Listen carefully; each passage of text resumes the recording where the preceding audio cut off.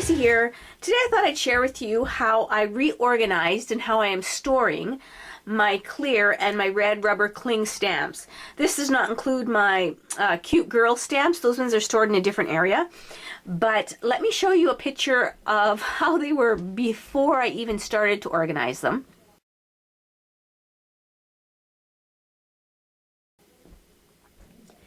Now, I know you have to agree with me and say this looks way better than it did before, and I can find them a lot better. And I used to store them in those two photo boxes, and there really was no rhyme or reason to them. I pretty much know which stamps I have, but I do scrapbook with my sister-in-law, and she would just take the first stamp that she saw that applied to her project, just so she could, you know, everybody wanted to get out of that cupboard. Plus, as you can tell by the picture, it was getting really out of hand. So I went to the dollar store and I picked up these clear zippered pouches, and they were $1 each. So I spent $40 because I got 40 of them. Well, actually, it was under $40 because the guy gave me a discount, which was really nice.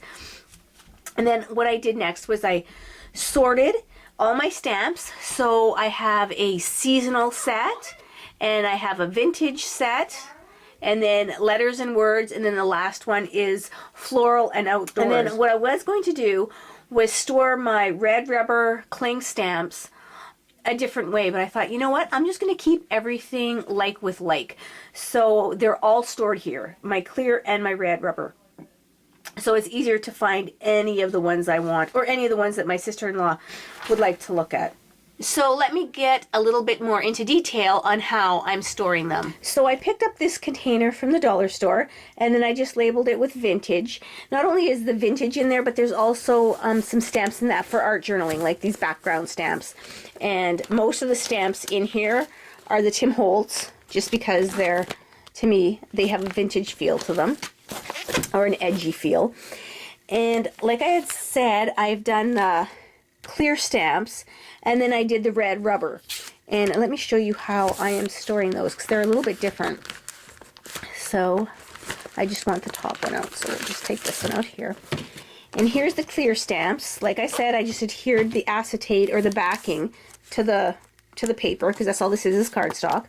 And then for the red rubber, this is a little bit heavier, and if I just did the acetate, I'm not sure if it would stick on there and hold very well. So what I did was I kept the actual pocket that it came in when you bought it, and then you can just slip it in and out of the pocket. That way it's strong enough to hold the red rubber, but you can still store them with your clear stamps. I think this is going to work out great for me. And I know I did not do, oh, what is that called? Like an index sheet. Like I said before, I pretty much know the stamps I have, and there's some on the other side too, so I could fit quite a few sets on in one of these.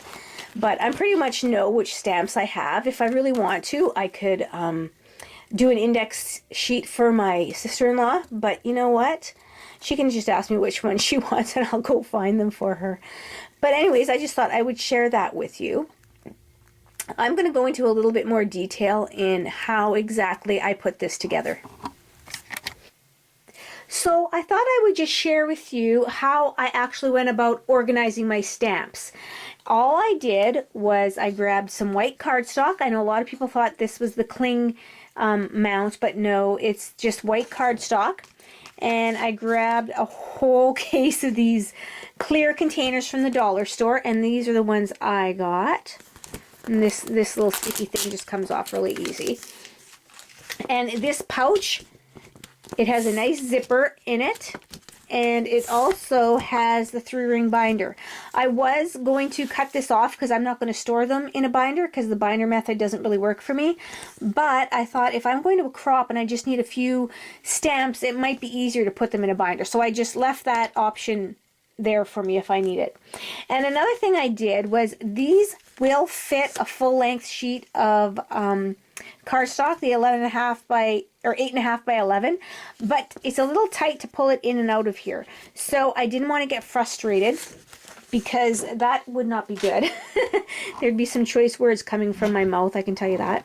So what I did was I cut a 1/2 inch off of the cardstock, and then I rounded the corners so it wouldn't get hooked on anything, and it works just great in there. So what I did was I took my paper and I took my stamp sets, and I could fit 2 of this size on one sheet. Let me just lift this up a bit. So I can fit 2 on one sheet. And when you get these, they have the thin plastic, or the, I don't know if it's acetate, but the thin plastic on both sides.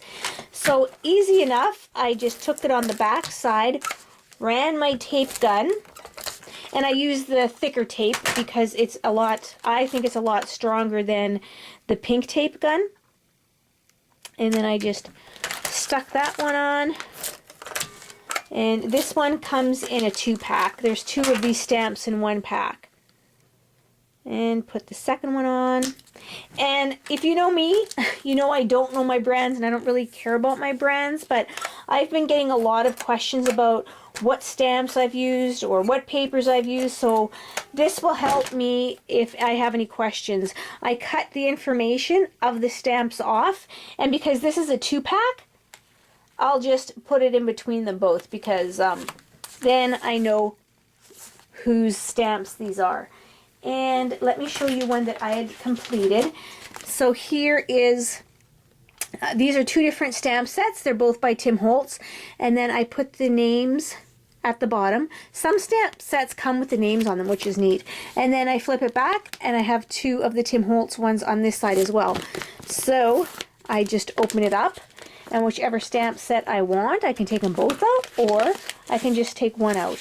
And I like the zipper pouches just in case any of the stamps fall off the card, then they will still stay in the pouch. And I wanted to show you one of my other stamps, this one here. This stamp set was in a container, and it did not have any of the acetate on the front or the back.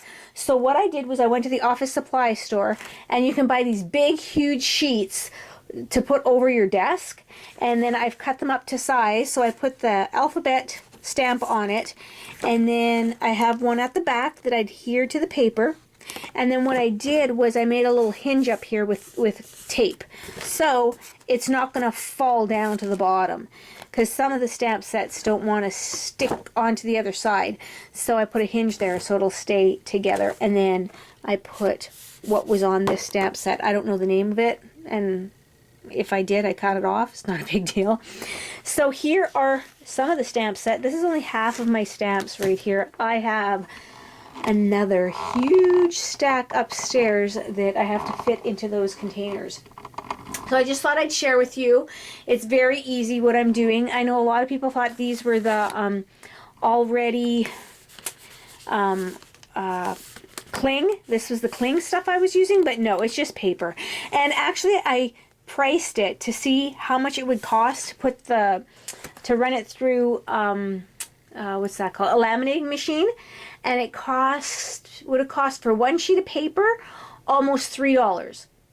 So that's another reason why I bought the laminating sheet, or the acetate machine, because I think that was $4, and it's like a 4 by 3 or something like that piece. It's huge, and I mean 4 feet, not 4 inches. It's huge, so that will last me a long time. So I hope I went through everything, and if I didn't, then you can ask me any questions you want and I will answer them for you. So thanks for joining me, and I hope I've inspired you to organize your stamps. So I hope you all had a creative day today. Bye now.